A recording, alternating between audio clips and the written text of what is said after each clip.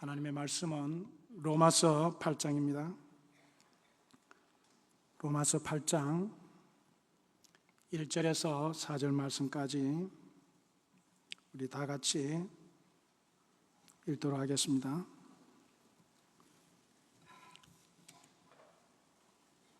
로마서 8장 1절에서 4절 말씀입니다. 그러므로 이제 그리스도 예수 안에 있는 자에게는 결코 정죄함이 없나니 이는 그리스도 예수 안에 있는 생명의 성령의 법이 죄와 사망의 법에서 너를 해방하였습니다.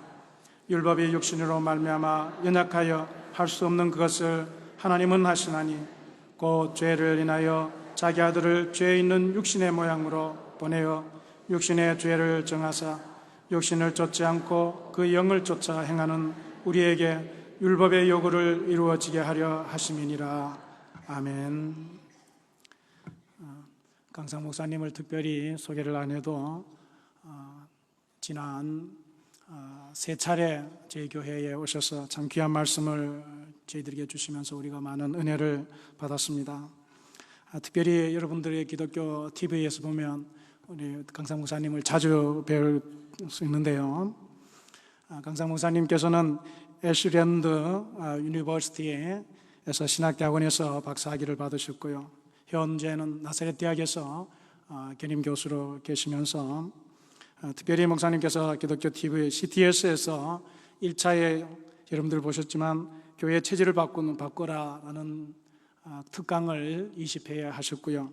2차에 밀레니엄 특강에서 34회, 지금은 3차 4인 4세 특강을 지금 하고 있는 중인데요. 현재 예수마을 교회에서 담임 목사님으로 계시는 우리 장하일 목사님, 뜨거운 박수로 여러분들 환영해 주시기 바랍니다. 할렐루야, 반갑습니다. 하나님께 영광 돌립니다. 박수는 주님이 받으셔야지 제가 받으면 안 되죠.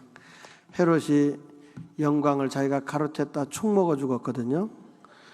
저는 축 먹어 죽기는 싫더라고요. 하나님께 영광 돌립니다.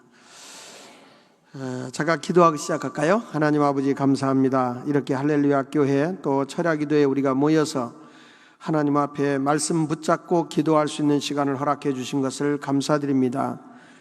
한국 교계에 영향을 주는 교회, 또 많은 일깨움이 있는 모범이 되는 교회로 축복하여 주옵시고, 온 성도들이 영적으로 깨어 있어서 하나님과 깊은 동행을 하는 삶을 살게 해 주옵소서.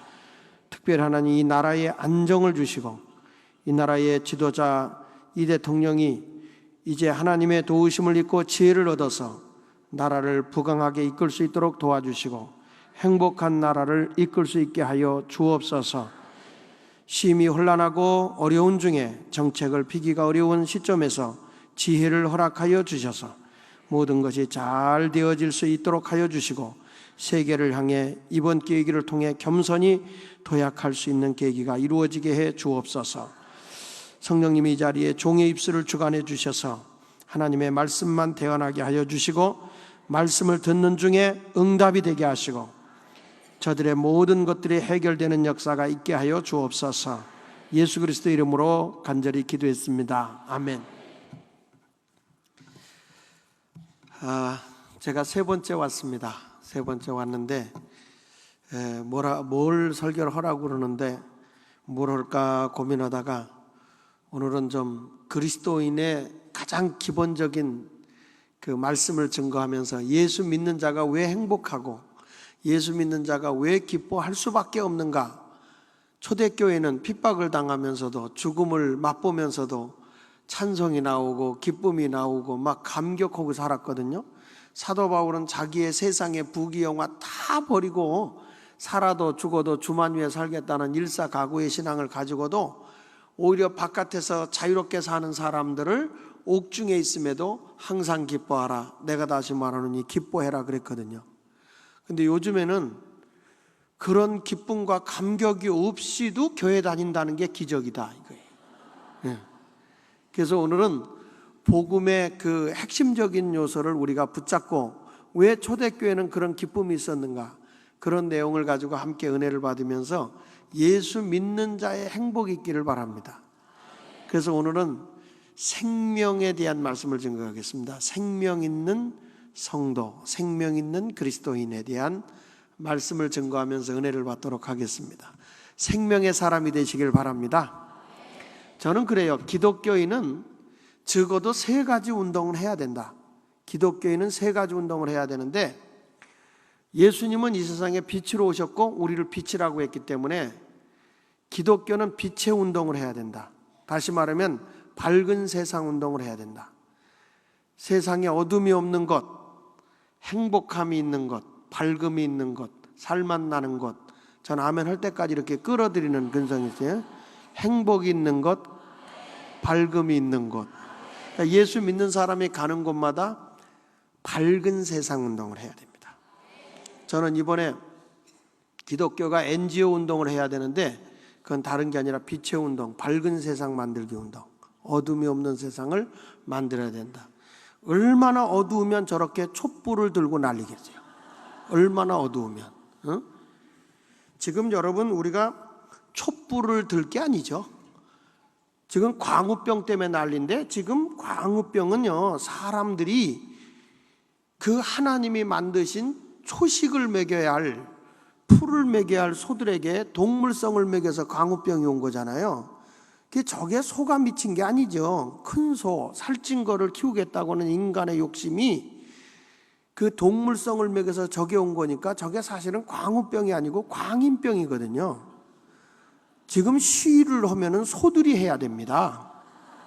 소들이 사람을 향해서, 야, 이 미친 인간들아, 어쩌자고 우리가 풀을 먹어야 될 때다가 동물성을 먹여놓고 우리 보고 광우병이라고 그러냐. 너희가 미친 거지. 그래서 소뿔 2개에다가 초 들고 광인병 물러가라 그래야 됩니다. 제 말이 틀렸습니까?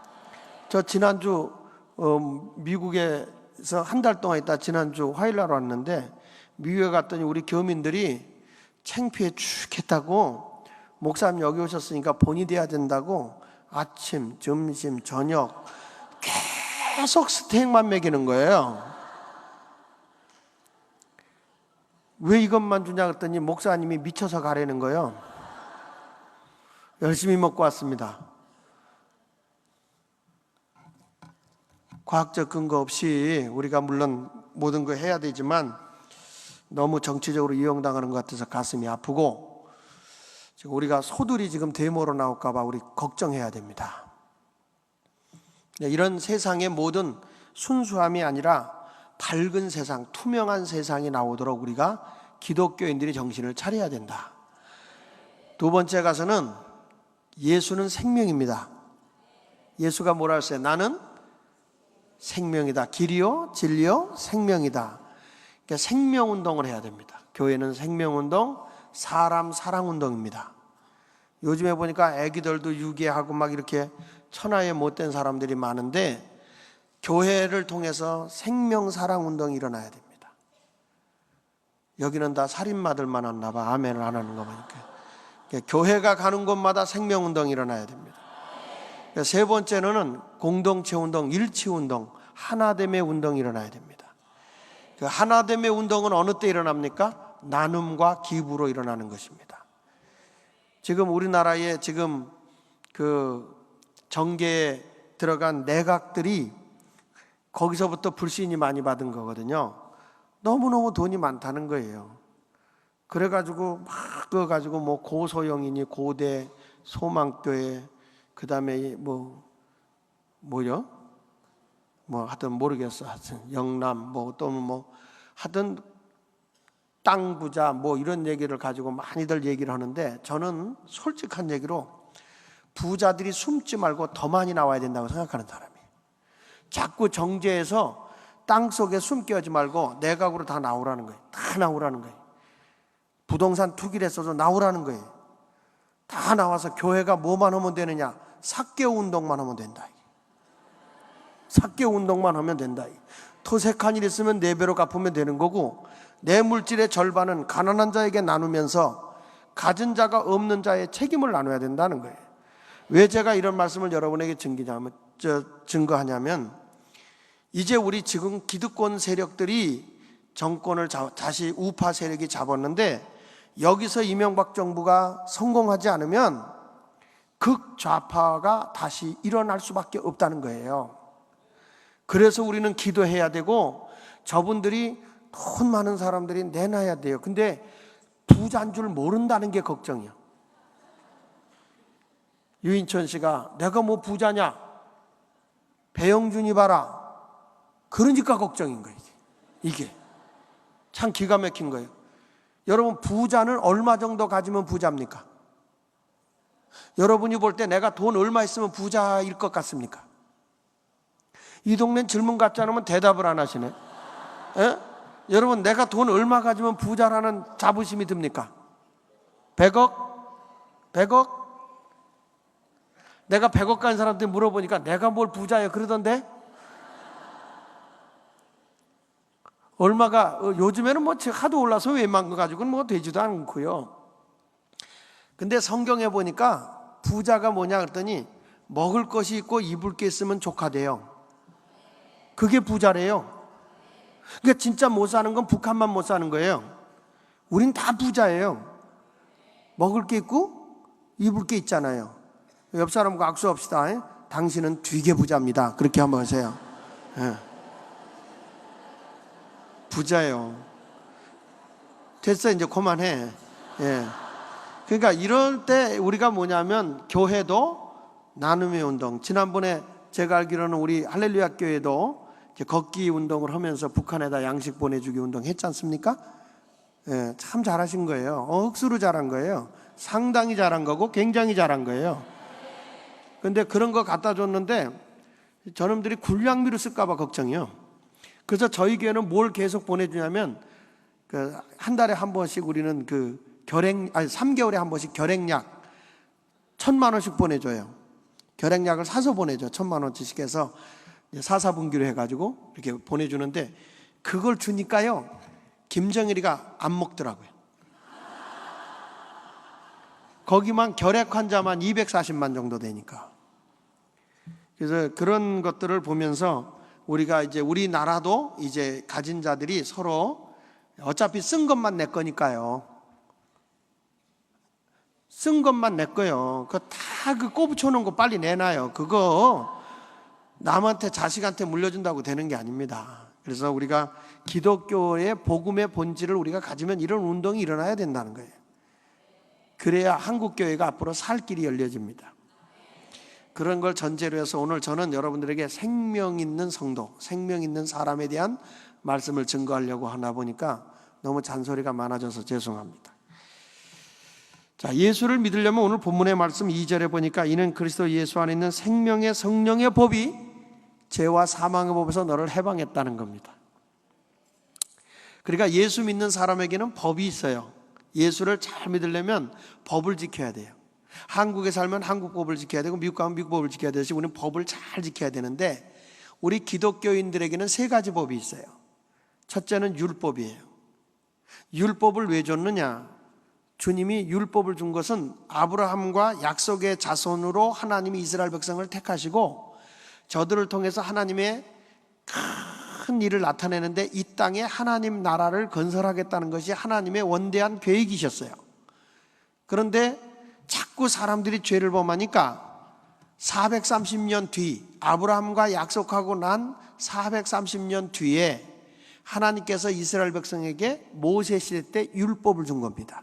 갈라디아서 3장 17절에 보면은 430년 뒤에 하나님이 율법을 주었다. 그 율법을 왜 줬느냐? 로마서 3장 20절을 같이 읽어보면요, 율법을 주신 목적이 있어요. 그것은 그러므로, 같이 읽어봅니다. 시작.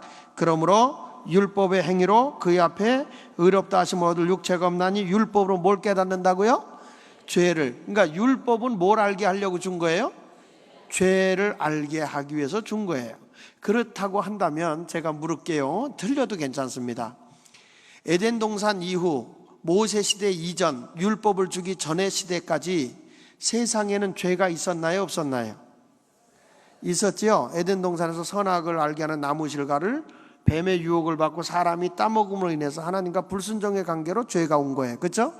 죄가 있었습니다. 우리 만약에 우리 할렐루야 교인들 같이 한국 사람들이 에덴 동산에 창조되어 있었다고 한다면 선악과는 절대 안 따먹었을 거예요.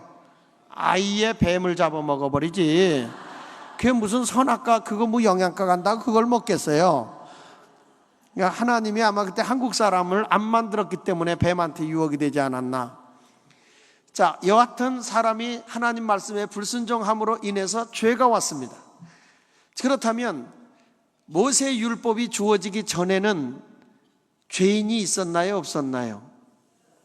그냥 내 뜻대로 있었어요, 없었어요 그러지 말고요. 성경을 보겠습니다.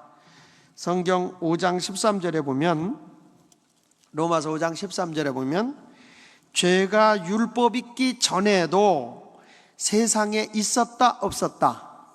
있었다, 분명히 있었습니다. 그런데 뭐라고 그랬냐면 율법이 없을 때에는 죄를 죄로 여기지 않았다는 것입니다. 그러니까 죄인이 있어요, 없어요? 예?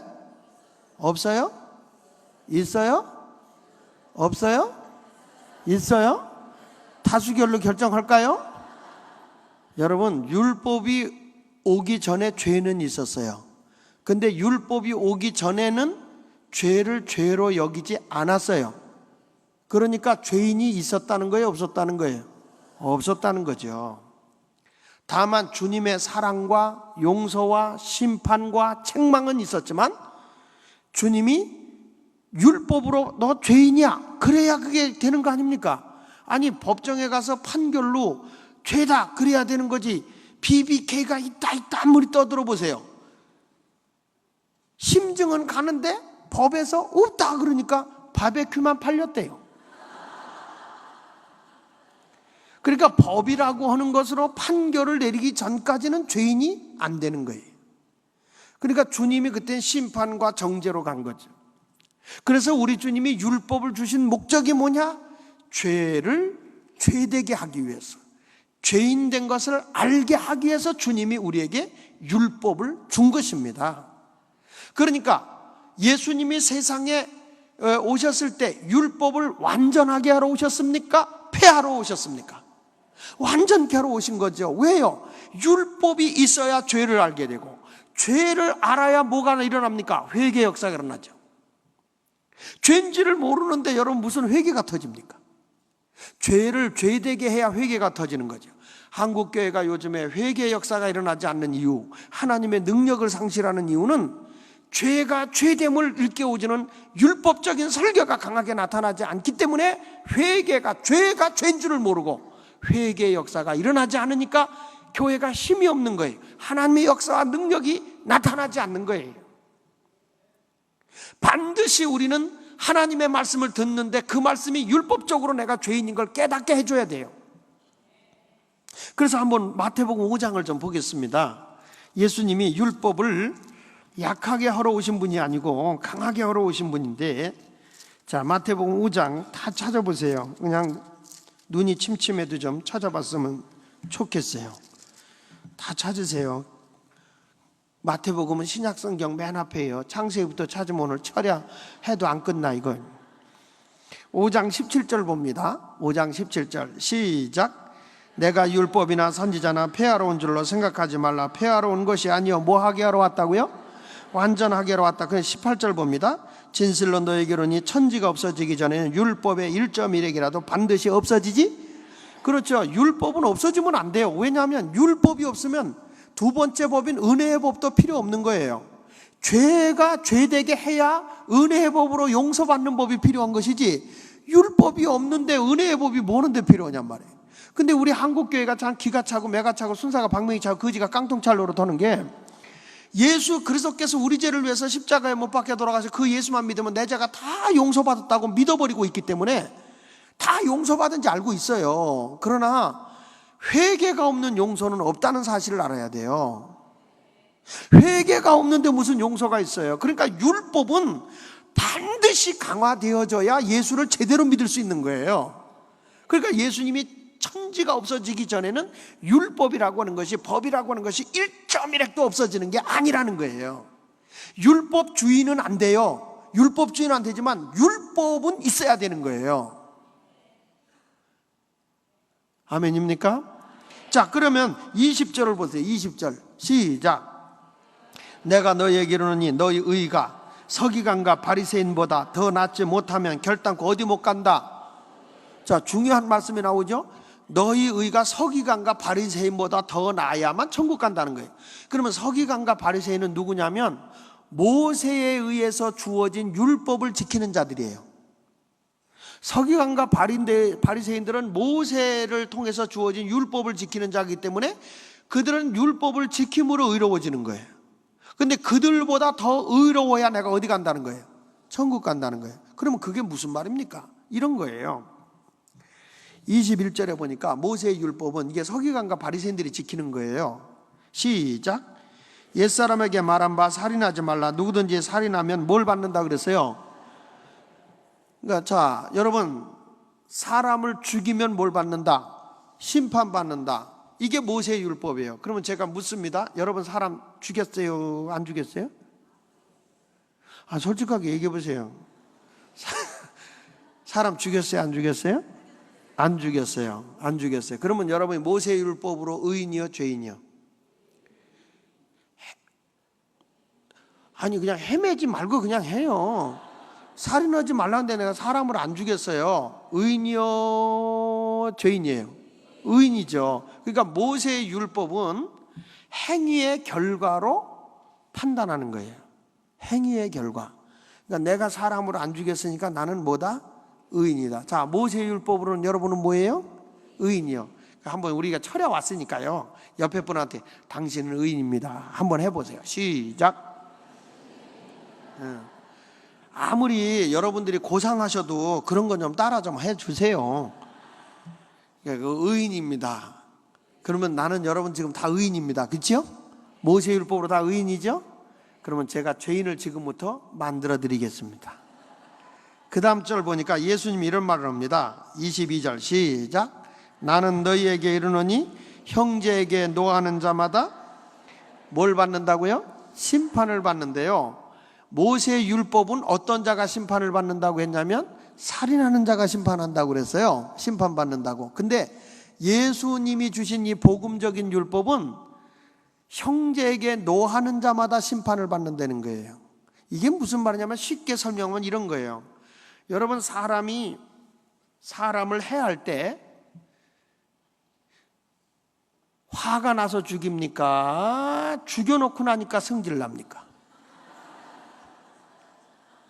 아니, 여긴 질문 같지 않으면 그냥 대답을 안 하네. 어떻습니까? 그렇죠. 사람이 마음속에서 분노가 있고 증오심이 있고 그 사람에 대한 어떤 그 원한이 있고 이런 것이 마음에서부터 분노가 있을 때 사람을 상관이 없는 사람에다 죽이는 거예요. 자기 마음에 분노가 있기 때문에. 그래서 성경에서 지금 얘기하는 게 뭐냐면 뭐가 살인죄와 똑같으냐면 혈기. 하나님은요 가장 싫어하는 게 뭐냐면 혈기를 아주 싫어한다는 거예요. 그래서 창세기 49장 5절로 7절에 보면 야곱의 12아들 가운데 시므이와 레이가 있는데 이들은 성질이 얼마나 불같은지 자기 누이 디나가 세겜 족장의 아들한테 욕을 당했을 때 그들에게 거짓말로 할례를 항해 해놓고 나서 다 죽이는 살인도 일어나게 했고 또 그는 소를 몰고 가다가 소가 뒷발질 한번 하면 뒤꿈치를 잘라놓는 사람이에요. 얼마나 혈기가 많은지 성경에 보면 창세기 49장 5절로 7절에 보면 저주가 그 뒤를 따라다녔다고 그랬어요. 그러니까 혈기 뒤에는 저주가 따라오는 거예요. 절대적으로 우리는 혈기는 멀리해야 됩니다. 혈기를 멀리해야 됩니다. 근데 우리들은 그래요. 성질 부릴 거 다 부리면서 하는 얘기가 난 뒤끝이 없어. 아주 그거 말도 안 되는 얘기예요. 그 성질을 부릴 때 상대방은 말할 수 없는 상처를 받는 거예요. 그래서 이 야곱이 온유한 자가 복이 있나니 땅을 기업을 얻는다고 그랬는데 야곱이 12아들을 축복할 때 그가 12아들을 마지막으로 축복할 때에 시므이와 레이는 축복을 안 합니다. 축복을 안 해요. 왜? 혈기가 많은 자는 땅에서 복을 받을 수가 없어요. 뿐만 아니라 여호수아가 적과 꿀이 흐르는 가나안 땅을 정복하고 난 뒤에도 여호수아와 갈렙이 땅을 정복한 뒤에 각 지파별로 땅을 나눌 때 시므이 지파와 레위 지파는 땅을 안 줍니다. 땅을 받지 못합니다.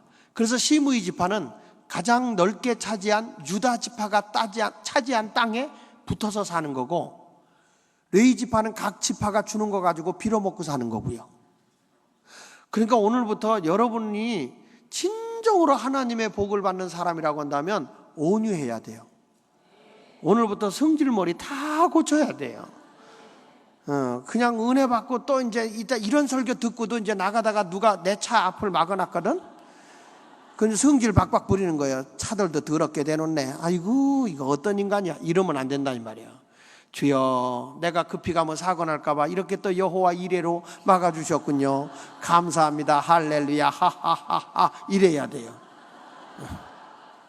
이게 예수 믿는 사람이에요. 온유라고 하는 말은 글레다나스라는 주석가는 그렇게 말했더라고요. 약을 올려도 화를 내지 않는 마음, 이렇게 말했더라고요. 근데 여러분 얼굴 보니까 약 안 올려도 성질 내겠는데? 약을 올려도 화를 내지 않는 마음이 온유다, 글레다너스라는 말을 했고, 원문에서는 야생짐승을 길들여서 농부가 마음 놓고 부릴 수 있도록 훈련된 상태를 온유라, 그렇게 얘기를 했습니다. 그러니까 우리가 진정으로 예수를 믿는 사람이라고 한다면 혈기를 몰아내야 됩니다. 여러분, 모세가 적과 꿀이 흐르는 가나안 땅에 들어가지 못한 치명적인 요인이 뭡니까? 무리바 반석에서 물이 없어 원망할 때 하나님, 이들이 물이 없어서 나를 이렇게 하려고 합니다. 그러니까 하나님이 내가 그들의 원망을 들었다 그러면서 뭐란 거니? 모세에게 내가 저 지팡이를 들고 무리바 반석으로 가라. 그리고 뭐 하라고 그랬어요? 따라합시다. 반석을 명하여, 다시 크게 없어요. 반석을 명하여 물이 나게 하라. 내가 반석을 명하여 물을 내게 하라는 거예요. 반석을 명하여. 민수기 20장에 보면 명하라고 그랬어요. 그러면 성경에 보면 특이한 게 명하라는 말이에요. 명하라. 여러분, 예수 믿는 사람에게는 하나님의 권세가 있어요. 그렇게 아멘 해가지고는 다 이제 깡통 차요. 엄청난 권세가 있어요, 우리는. 그래서 우리가 명하면 능력이 나타나요. 이번에 제가 일터 사역이라는 책을 하나 읽었는데, 거기서 미국의 한 분이 책을 출판을 했어요. 근데 이 책이 출판을 했는데, 이 책이 이게 삶을 변화시키는 책이란 말이에요. 근데 이 책이 안 나가지고 지하 창고에 어마어마하게 책이 쌓여 있는 거예요. 그게 답답하잖아요. 자기 망하게 된 거예요. 이 책이 안 나가니까. 그래서 이분이 어떻게 했냐면, 우리 하나님 앞에 딱 기도하고 났는데, 부부가 하나님이 우리한테 얼마나 큰 권세를 줬냐. 아니, 왜 모세에게만 명하라고 하니까 우리도 명하자. 그래가지고 이분이 지하실로 내려가서 그 책 쌓이는 책박스에다 손을 대고 안수를 해줬다는 거예요. 이 모든 책아, 지하실을 떠나거라. 지하실을 떠나거라. 모든 사람의 손에 붙들려 그 사람들의 의식과 생활을 변화시킬지어다. 그렇게 두뇌가 기도를 했는데요, 이야, 그 다음날요 한 권도 안 나가더래. 그래도 낙심하지 아니하고 그 다음날도 명하고, 그 다음날도 명하는데 셋째 날부터 텍사스에서부터 600권 주문이 오기 시작하더니 얼마나 많은 책이 나갔는데 지하실에서 다 나갔대요. 몇 번 재판을 했다는 거예요. 여러분, 예수 믿는 사람의 말 한마디 한마디가 얼마나 귀한지 아세요?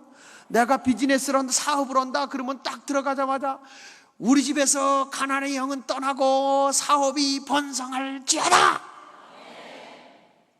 뭘 해봤어야 하면 어디 뒷동네는 안 하네. 여러분, 철야기도는요 하나님의 능력을 내가 끌어내는 거예요. 그냥 철야기도 와가지고 잠 안 자고, 나 왜 왔어? 나 요즘에 불면증이라 왔어. 이러면 이거 안 되는 거예요. 이거 안 되는 거예요. 주님을 만나고 가야 되는 거예요. 이게 주님을. 할렐루야. 그게 참 하나님의 은혜 속에서 그렇게 막 하나님 앞에 명하니까 막 하나님의 역사와 능력이 나타나더라는 거죠. 그러니까 이 모세에게도 하나님이 명하라고 그랬단 말이야. 명하라. 무리와 반석에서 샘이 나도록 명하라. 명하라. 근데 모세가 열받은 거예요. 백성들 하도 원망하니까 열받아가지고 모세가 무슨 얘기하냐면 백성들 다 모아놓고 하나님께서 나를 명하여 반석에서 물이 나게 하란다. 그러고서 해야 되는데 모세가 열받으니까 이제 자기 생각이 앞서가는 거예요. 내가 너희를 위해서 물을 내랴? 하나님은 온데간데 없어요. 내가 너희를 위해서 물을 내랴? 그러니까 옆에서 성경에는 안 나왔지만 내가 신방 가서 들어보니까 내봐 그런 거 이제. 그러니까 이게 열이 더 받잖아. 그래가지고 모세가 지팡이를 들어서 어떻게 했죠? 반석을 그냥 친 게 아니고 2번 쳤다 그래서 2번. 반석을 2번 내쳤어요. 그랬더니 하나님이 그래도 능력이 있으니까 샘은 나왔어요. 물은 터져 나왔지만 하나님이 모세를 보고 한 말에 너는 여호와 앞에 망령되게 했다. 너는 부정된 언어를 썼다는 거예요. 그래서 결국에는 모세가 젖과 꿀이 흐르는 땅에 들어가지 못하는 치명적인 요인이 그 혈기요. 그 혈기. 모세는요, 온유함이 모든 사람보다 승하다 그랬어요. 온유함이 모든 사람보다 훨등히 뛰어난 사람인데도 한 번 순간에 성질에 못 이겨서 한 번 그래놨던 것이 그에게 치명적인 요인인데, 우리는 혈기가 그렇게 큰 죄인 줄 모르고 산다는 게 기적이다 이거예요. 그러니까 여러분, 내 남편이 복받기 원하세요? 그러면 오늘부터 성질 좀 안 나게 해요. 성질 안 나게 하면 되는 거예요. 남자는 여러분 알아야 되는 게 여자와 남자의 차이는 30cm거든요. 여자와 남자 차이는 30cm인데 여자는 이 언어 세포가 있어요. 그걸 수다세포라고 그래요. 여자는 이제 이 수다세포가 있어서 마음에 감정이 상하고 속상한 일 있고 그러면은 막 이렇게 말로다가 풀어야 돼요. 그래서 여자들은 죽어라 이 수다세포가 발전되어 있기 때문에 막 말해요. 전화를 1시간 2시간 얘기하고 깊은 얘기는 만나서 해 그래요. 아니 2시간 얘기하고 깊은 얘기는 만나서 하면 뭐 도대체 뭔 얘기를 한 거냐고. 응? 그래서 이 여자들은 언어 세포가 많기 때문에 이 세포를 발설해야만 건강에 좋기 때문에 여자들은 말은 많이 해요. 수다세포를 발전시켜야 되기 때문에. 그래서 죄송한 얘기지만 여자들이 거짓말이 많습니다. 진짜. 여긴 빼놓고는 얘기야. 저기 할렐루야 교회 보고 오는 거니까 여러분은 너무 염려하지 마세요. 여기가 할렐루야 교회인가? 이게 수다세포가 있어요. 그리고 여자들은 거짓말 탐지세포가 있어요. 그래가지고 남편이 조금만 속이면 금방 알아. 이 남자들은요, 그런 거짓말의 세포가 없어가지고 조금 거짓말 하려고 하면 금방 들통내요. 벌써 안절부절합니다. 안절부절해. 이게 다른 거예요. 다른 거예요. 근데 남자들은 언어력이 없고 뭐만 하냐면 머리로 그 조준 능력 세포가 있어요. 그 조준 능력 세포가 있기 때문에 어떤 문제를 딱 보면 남자는 거기에 집중해 버려요. 그리고 어떤 문제를 가지면 그걸 가지고 거기다가 답을 찾아요. 그래서 남자들이 말이 없을 때는 무슨 문제를 해결하려고 집중하고 있는 거예요. 근데 여자들은 말이 없을 땐 골랐을 때 말이 없어요. 여자들은 골이 나면 말을 안 해. 그러니까 남자한테 여자가 뭐라고 얘기했는데 남자가 말을 안 하면 여자는 어떻게 오해를 하냐면 화난 줄 알아요. 이게 화난 게 아니에요. 지금 뭐 때문에 고민하고 있죠. 제가 어느 날 제 아내가 뭐라고 물어요. 그래서 제가 얘기를 하고 있어요. 그러니까 제 아내가 하는 얘기가 내가 말하는 게 말로 안 들려요? 그래. 그게 뭔 얘기인가 가만히 보니까 내가 지금 머리로 말을 하고 있어. 입으로 말하는 게 아니라 머리로 말을 하고 있어요. 그러니까 남자들은 이 언어 세포가 없어요. 수다 세포가 없어요. 그래서 여자들이 뭐라고 막 남자한테 얘기하면 남자가 뭐라고 그래요? 결론만 얘기해. 결론만. 이렇게 얘기한다고. 결론만. 근데 여자들은 결론은 별로 중요한 게 아니야. 과정이 중요한 거지. 할 얘기 다 해놓고 과정이 중요하지 뭐 결론이야 뻔한 건데 뭐. 그래서 여자들이 얘기할 때는 답은 다 알아. 답은 다 아는데 그냥 얘기하고 싶은 거야. 수다세포가 있기 때문에. 여러분 딸애들은 딸 애들 보세요. 딸 키우는 어머니는 인형 갖고 혼자 계속 얘기를 해요. 애기들이 막 놀고 그래요. 남자애들은 이 언어세포가 없으니까 맨 행동으로 보이는 거야. 팍 이러면서 막 행동으로 보이는 거예요, 얘들이. 그게 다른 거예요. 우리가 보면 어떤 사람 그래요. 부부간에 성격 차이가 난다. 원래 태초부터 성격 차이가 있다니까. 그게요. 그것만 이해하면 되는 거예요. 여러분 백화점에 여자하고 쇼핑몰 한번 가보세요. 남자는 구두 사러 가면 구두점으로 들어가요. 여자는 여기까지 왔는데 왜 구두점부터 가냐 이거요. 응? 여기 다 돌아보고 갈 때 사자 이거예요. 갈 때 결과만 하면 되지. 응? 과정이 중요한 거지. 여기 가서 남자는 과정은 별로 중요한 게 아니야. 빨리 탁 들어가서 구두 사가고 탁 가면 되는 거지. 제가 제 아내하고 한번 백화점에 구두 사러 갔다 죽는 줄 알았어요. 그게 왜냐면 과정의 차이. 그러니까 여자가 얘기를 할 때는 남자는 그걸 들어줘야 돼요. 그래. 아우 세상에 힘들었겠다. 아이고, 그러면 여자가 막 신이 나서 얘기해. 그래서 나중에 이제 답을 자기가 딱 내려. 알았어, 수고했어. 그러면 끝나는 거야. 근데 남자가 시끄러, 입 다물어. 왜 이렇게 말이 많아 여자가? 그러면 여자 그 다음부터 우울증이 생기는 거야. 그래서 나온 노래가 울고 싶어라. 왜 집을 떠나야 하니? 이렇게 되는 거예요. 그러니까 말 같지 않은 말도 자꾸 들어줘야 됩니다. 그러니까 남자가 말을 하지 않을 땐 여자가 무슨 깊은 고민이 있구나, 뭐 문제를 해결하구나 이렇게 얘기를 해야 돼.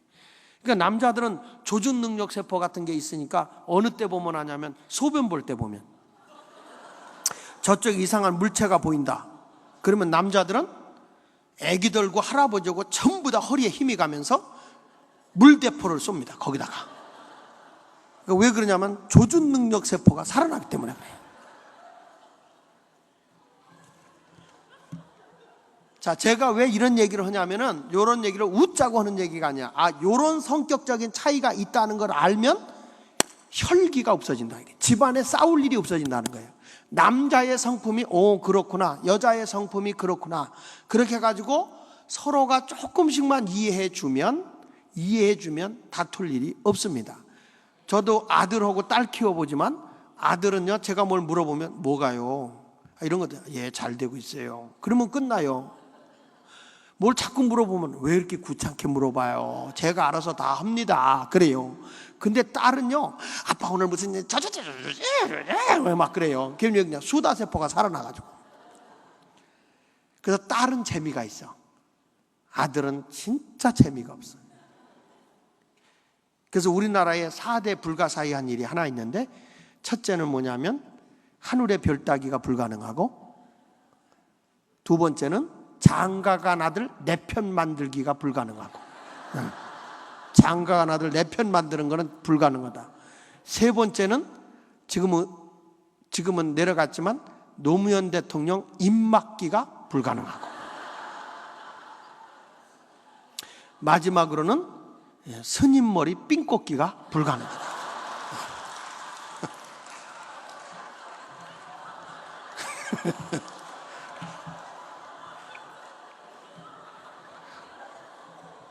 오늘부터는 집안의 혈기를 이제 없앨 줄 믿습니다. 싸우지 말고 혈기 부리지 말고 사는 게 우리 가정에 복 받는 거예요. 남자가 화가 날 것 같으면 여자가 여우 노릇을 해야 돼요. 지난번에도 와서 얘기했지만 돼지 같아서 남자는 단순해요. 긁어만 주면 좋아합니다. 여보 당신밖에 없어. 그러면 계속 긁어주면, 돼지 긁어줘 보세요. 이러듯이 남자도 여보 당신밖에 없어. 여보 일로 와요. 이래가지고 계속 긁어주면 아예 들어넣어서 입에 거품 물고 이러는 거예요.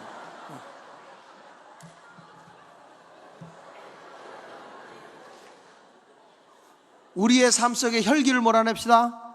근데 거기 보세요. 22절에 보니까 나는 너에게 이르노니 형제에게 노하는 자마다 심판을 받게 되고, 그 다음에 뭐라 하냐면 형제에 대하여 라가는 욕이에요. 욕, 공회에 잡힌다. 그러니까 사람이 화가 나면 막 욕하지요. 사람은 화가 나면 욕을 하잖아요. 그 다음에 뭐냐면 미련한 놈이라 하는 자, 사람이 화가 나면 그 사람을 막 비하해버리잖아요.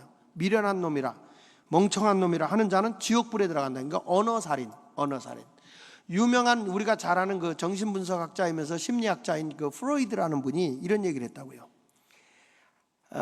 사람이 화가 나서 머리끝까지 화가 치밀어 오를 때 그때 자기 감정을 억제하지 못하고 내뱉는 그 언어가 그 사람의 속사람이다. 그런데 하나님은 바로 그 소리를 듣는다. 사람이 평상시에 좋은 소리 있을 때는 안 그런데요, 사람이 화가 나가지고 막 감정을 억제하면서 못들 때 그때 속에서 팍 하고 내뱉는 게 그 사람의 속사람이라는 거예요. 여러분은 어떤 속사람을 가지고 있냐면 처음에는 다 좋아요. 예배 들어올 때 할렐루야 목사님 감사해요, 놀렐루야 아멘 할렐루야 막 그러면서 감격해요. 그러나 막상 화가 나고 속상한 일이 생길 때는 저분이 정말 예수 믿는 사람인가 할 정도로 언어가 막 나오는 사람이 있어요. 그러니까 이런 사람들은 절대적으로 하나님이 그 소리를 듣고 그 사람을 심판한다는 거예요.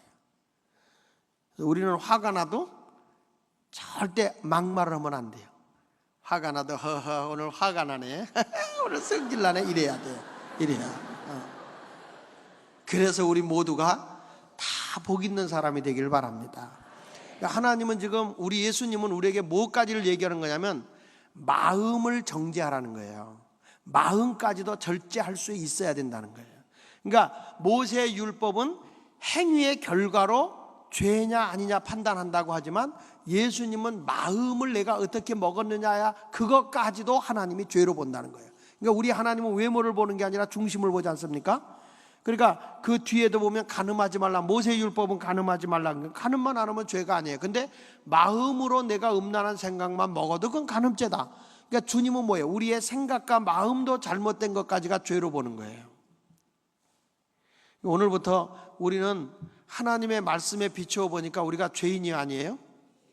죄인이에요. 그래서 로마서 3장 10절에 보면 의인은 없나니 한 사람도 없다고 그랬고, 로마 3장 23절에 보면은 모든 사람이 죄를 범하였음에 하나님의 영광에 이르지 못한다라고 말하고 있는 거예요.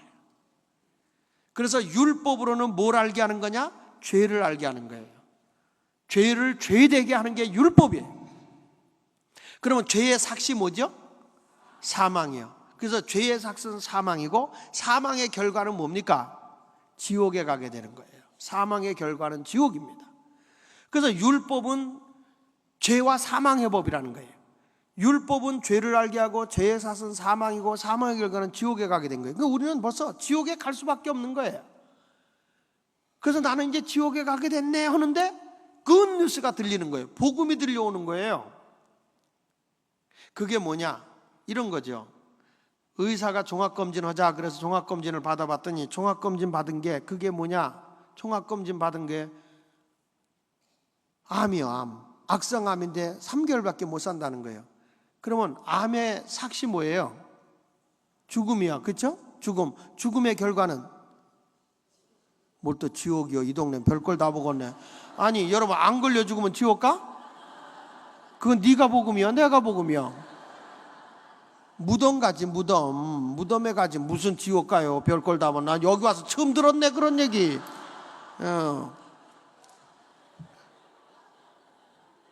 그래서 나는 이제 암이라고 하는 병이 들려서 지옥에 지옥이래네. 죽어서 여러분들 때문에 나도 오염됐잖아요. 그래가지고 무덤에 갈 수밖에 없는데 어떤 분이 무슨 얘기를 들려주는 거 아니? 저기 가면은 할렐루야 병원이 있다.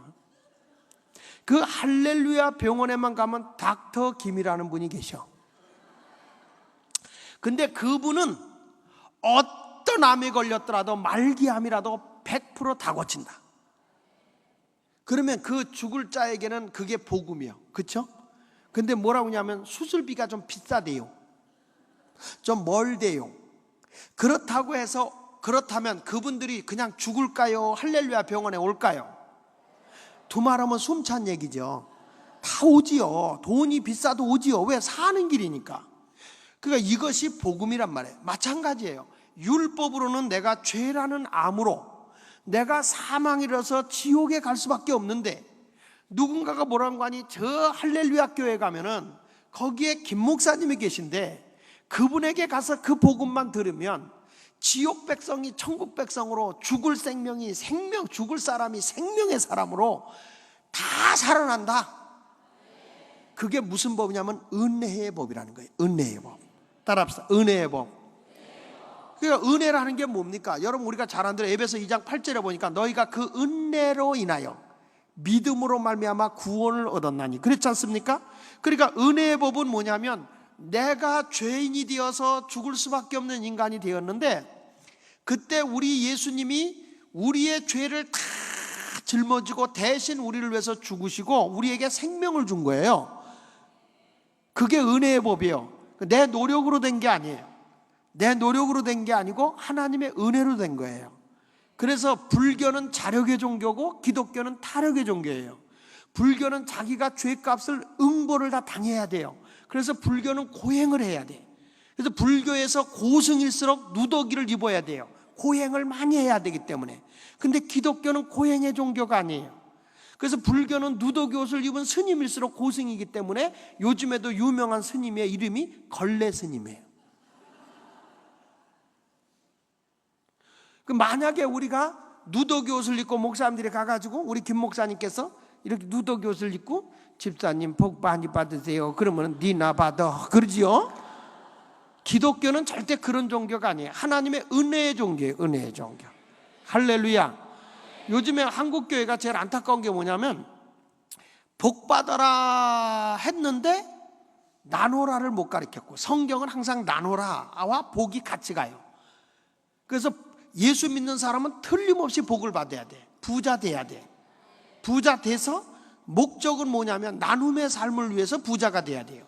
세상을 다 잘 살게 해야 되는 게 그리스도인이에요. 근데 예수 믿으면서 복을 못 받는 것도 기적이다. 진짜예요. 그래서 나는 앞으로 여러분들도 복을 많이 받았으면 좋겠어요. 언젠가 한번 기회가 되면 저도 어떻게 하면 복을 받고 어떻게 하면 나눌까, 그런 얘기 좀 한번 해보고 싶긴 한데, 오늘은 그냥 생명의 복음에 대한 얘기만 할게요. 우리 예수 믿는 사람에게 은혜의 법으로 내가 죄에서 의롭다함을 얻는 거예요.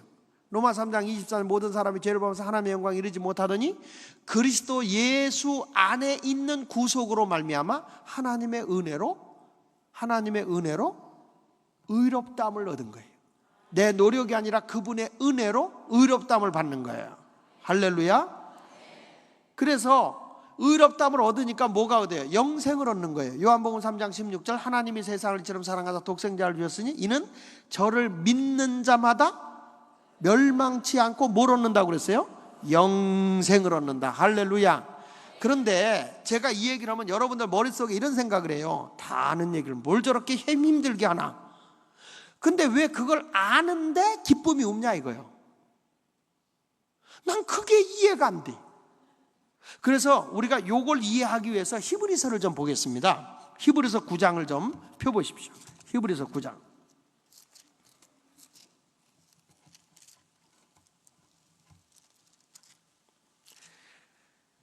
히브리서 9장 7절을 읽어보겠습니다. 찾으셨으면 아멘. 자, 시작. 오직 둘째 장막은 대제사장이 홀로 1년에 들어가되 피 없이는 아니하나니 이 피는 자기와 백성의 혐오를 위하여 드리는 거다. 또 22절을 봅니다. 율법을 쫓아 거의 모든 물건이 피로써 정결케 되나니 뭐가 없은즉 피 흘림이 없은즉 사함이 없느니라. 자, 여러분 우리가요, 저 좀 보세요. 이제 됐어요. 시간이 없으니까 저 좀 보세요.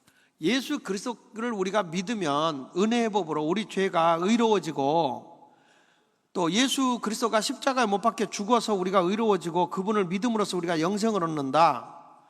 그게 왜 그렇게 됐는지를 알아야 된단 말이에요. 그것을 이해를 하기 위해서요.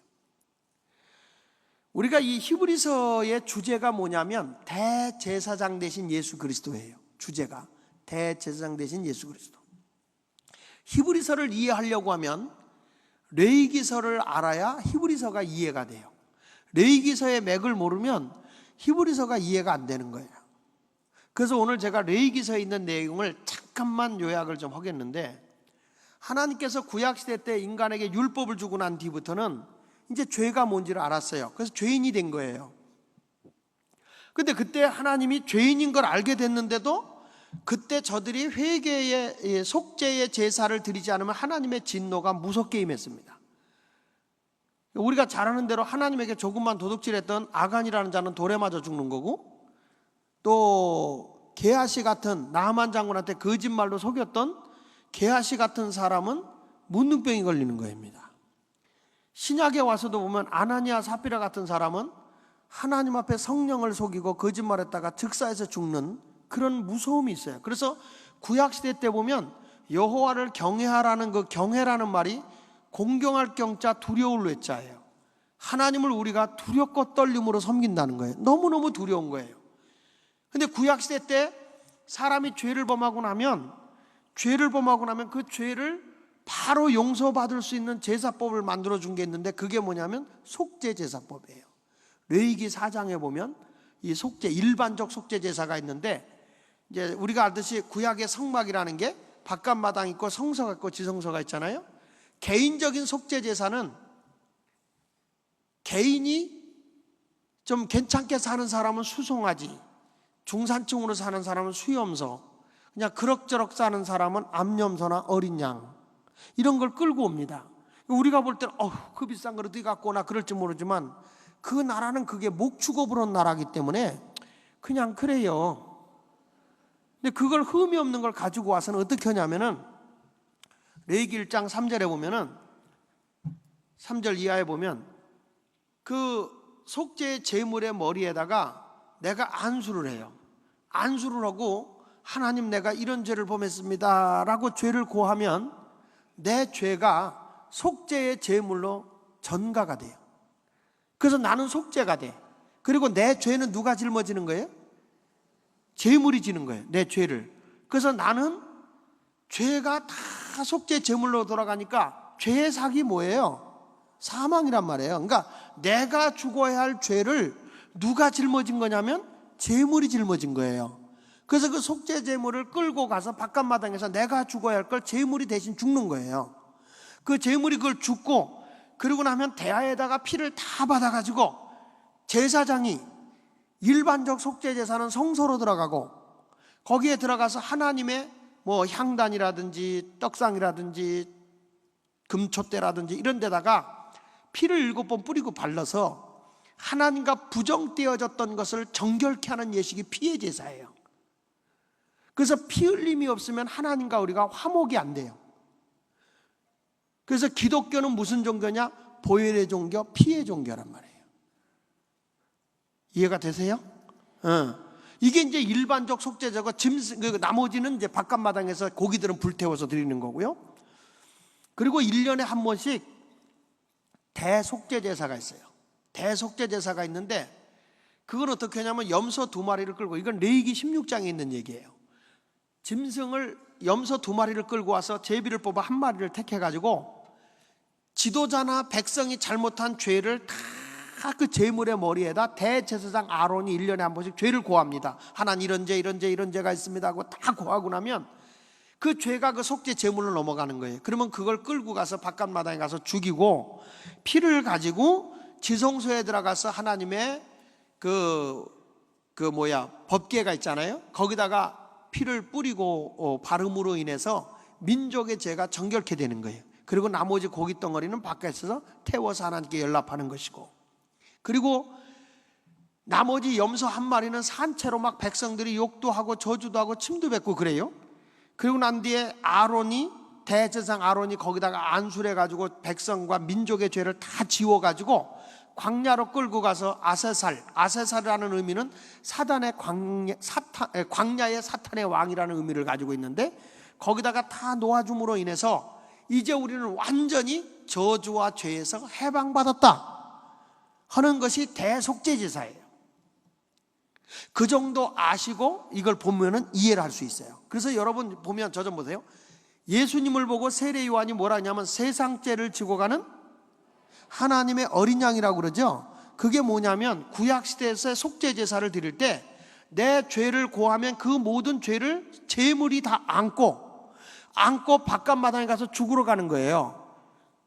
내 모든 죄를 짊어지고 가듯이 예수 그리스도는 인류의 모든 죄를 짊어지고 십자가 형태에서 죽게 되시는 건데, 왜 예수님이 십자가에서만 죽어야 됩니까? 그 이유는 예수님이 낭떠러지에서도 떨어뜨려 죽이려고 했던 일도 있었고, 또 뭐 사람이 가서 암살할 수도 있잖아요. 근데 제물은 피를 한 방울도 안 남기고 다 흘려야 돼요. 제물은 다 쏟아내야 돼. 그러니까 예수님이 십자가 형태에서 제물로 돌아가시는 거예요. 그걸 보면서 세례 요한이 인류의 모든 죄, 세상 죄를 지고 가는 하나님의 어린 양이라는 거예요. 이게 어디서 온 거냐면 구약의 속죄 제자에서 온 거예요. 이게 그냥 나온 말이 아니고요. 그러니까 여러분들도 구약 시대 때 내 죄를 제물에다가 안수하고 거기다가 죄를 고함으로 해서 죄를 짊어지워서 내 대신 죽으러 간 것처럼, 여러분들이 내 죄를 예수님에게 다 떠넘겨 버리면 그 죄가 다 예수에게 지워져서 우리는 속죄가 되는 거예요. 우리는 그래서 속죄가 되는 거예요. 이게 하나님의 속죄 법이에요. 법. 아멘. 좀 크게 했으면 좋겠네. 이게 복음의 본질인데. 거기 한번 보세요. 7절. 오직 둘째 장막은 대제사장 홀로 몇 번? 1년에 한 번 1자씩 들어가되 뭐 없이는 안 된다고요? 피 없이나. 이 피는 자기와 백성의 허물을 위해서 드리는 거예요. 자, 그런데 10절을 보세요. 시작. 이런 것은 먹고 마시는 것과 여러 가지 씻는 것과 함께 육체의 뿐만 되어 개혁할 때까지만 맡겨둔 거예요. 자, 저 좀 보세요. 여러분들이 지금 교회 올 때 염소나 송아지 끌고 와요, 안 끌고 와요? 왜 안 끌고 와요? 예수님 오셨을 당시에도 예루살렘 성전에서 비둘기도 팔고 송아지, 양도 팔았잖아요. 돈도 바꾸고. 예수님 당시에도 이런 제사가 있었단 말이에요. 그런데 왜 이게 없어졌느냐면 요 법은 개혁할 때까지만 있었던 법이에요. 근데 예수님이 오셔서 개혁을 했단 말이에요. 어떻게 개혁을 했느냐? 12절 크게 시작. 염소와 송아지 피로 아니하고 오직 자기 피로 영원한 속죄를 이루사 단번에 성소에 들어가셨느니라. 할렐루야. 염소와 송아지 피로 안 한다는 거예요. 이제는 염소와 송아지 피로 안 하고 오직 자기 피. 누구 피예요? 자, 짐승의 피의 유효기간은 1년입니다. 예수 피의 유효기간은 그냥 영원 그러지 말고 진지하게 해봐요. 영원 이렇게 좀 해봐요. 다시 한번 해봅시다. 짐승의 피의 유효기간은? 예수 피의 유효기간은? 세상에 영원이라는 걸 어떤 분이 이렇게 표현했더라고요. 참새 한 마리가 태평양 바닷물을 물어다가 대서양에 다 옮겨서 태평양 바닷물이 말라도 영원이 아니다. 아니, 참새 한 마리가 어떻게 태평양 바닷물을 말리겠어요? 그래도 설상 말린다 해도 그건 영원한 것이 아니다. 그러니까 예수 피의 유효기간은 그때만이 아니라 영원히 유효한 거예요. 할렐루야. 그래서 이제는 보세요. 10장 18절을 보십시다. 10장 18절. 한국말은 이상해서 잘 읽어야 돼요. 시작. 이것을 사하셨은즉 다시 죄를 위하여 제사 드릴 것이, 그러니까 이제는 속죄 제사가 필요 있다 없다? 없다는 거예요. 누가 다 개혁을 했기 때문에요. 그리고 지금도 예수 피는 계속 유효합니다. 유효합니다. 내가 그 예수 그리스도에게 내 죄를 다 고해버리면 그 죄는 예수님이 십자가상에서 지금도 유효하기 때문에 다 내 걸 짊어지셨어요. 내 걸 다 짊어지셨어요. 짊어지셨고, 그뿐 아니라 그의 보혈의 피가 지금도 유효해서 우리를 정결케 해서 하나님과 화목하게 해줘요. 그래서 에베소 2장 16절이나 골로새 1장 20절에 보면 하나님과 원수된 우리를 십자가로 화목하게 해주셨다. 그 예수 보혈의 공로가 엄청난 위력이 있는 겁니다. 믿으시기 바랍니다. 자, 그래서 이제는 속죄 제사가 필요 없어요. 그리고 10장 19절이 너무 중요한 복음이야. 내가 이 설교를 하려고 여기까지 온 거예요. 19절 시작. 그러므로 형제들아, 우리가 예수의 피를 힘입어 성소에 들어갈 담력을 얻었느니라. 다시 한번 크게 읽어봅니다. 그러므로 형제들아, 우리가 예수의 피를 힘입어 성소에 들어갈 담력을 얻었느니라. 할렐루야. 따라합시다. 그러므로 형제들아, 누가? 그때는 우리가 그러지 말고 내가 그러면서 가슴을 치면요, 심장병, 해수병, 천식이 돌아가실 때까지 안 생겨. 다시 한번 해볼게요. 그러므로 형제들아, 내가 요거 칠 준비하라니까. 요거 칠 준비. 믿음으로 쳐요. 심장병도 날 거예요. 해수병도 날 거야. 이것도 없어질 거예요. 어떤 분은 말해, 목사님인데 그냥 절대로 그러더라고. 장 목사 이거 치라고 그럴 때 쳐야 되는데 17년 전에 와서 내가 부흥할 때 이거 안 쳤더니 우리 교회에서 해수병 앓는 사람은 나밖에 없어 그러더라고. 말씀하면서 아유, 그거 보기 싫더라고. 그렇게 앓고 싶은 사람은 치지 말고 돌아가실 때까지 건강하게 살고 있는 사람 한번 쳐봅시다. 믿음으로 치세요. 그러므로 형제들아, 내가 그렇죠. 하여튼 건강하라면 환장하시는 거니까. 그러므로 형제들아, 내가 예수의 피를 힘입어 어디에 들어갈? 성소에 들어갈 담력을 얻었다. 자, 그러면 성소에는 구약시대 때 누가 들어갔어요? 일반 제사장이 들어갔어요. 거기에 피를 가지고 들어가서 하나님과 우리의 중보, 죄로 인하여 막힌 것을 중보하는 역할을 하는 것이 제사장이에요. 그렇죠?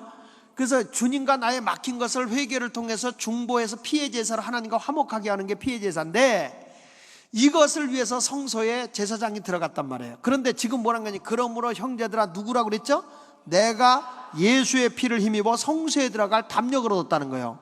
이게 얼마나 중요한 거냐면요, 여러분들이 죄를 범하면 내가 하나님 앞에 죄를 고백합니다. 그렇죠?